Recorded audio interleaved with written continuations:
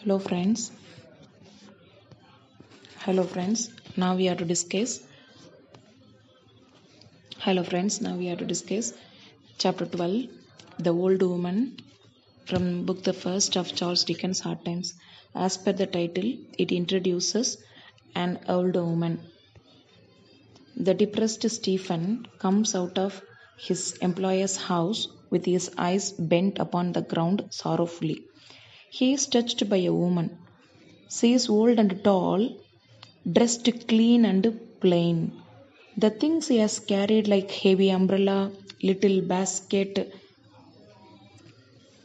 and their spare shawl, loose gloves, plain holiday clothes, proves her as if she is from the country to Cocktown for holidays. She inquires him about Mr. Bounderby's nature and health. After confirmed with his well-beingness, the aged lady wants to return without seeing Bounderby. She introduces her to Stephen as she is from By Parliamentary, and she once a year takes trip and visits gentlemen from the surroundings. Now this time she comes to see Mr. Bounderby and is waiting outside the house. Then only she could see Stephen coming out of the house. She simply wants to know of him, that's all. That is, she wants to know about Mr. Bounderby, that's all. She doesn't want to meet him in person, whereas she wants to know about his well-beingness as well as his health condition. That's what she wants to know. When he says, as he works in that factory for a dozen years, she wants to kiss the hand.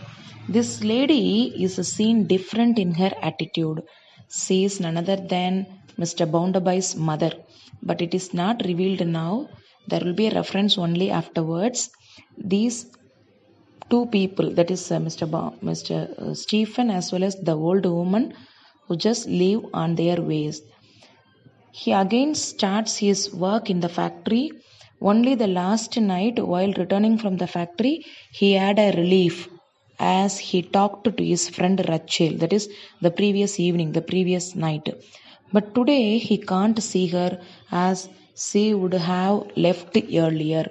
Now he is disturbed with the return of his drunkard wife, and at this misfortune, no one can give him relief even for a moment.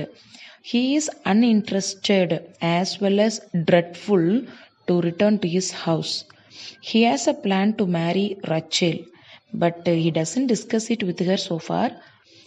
He would be happy with open heart only to her. She too takes pity on him by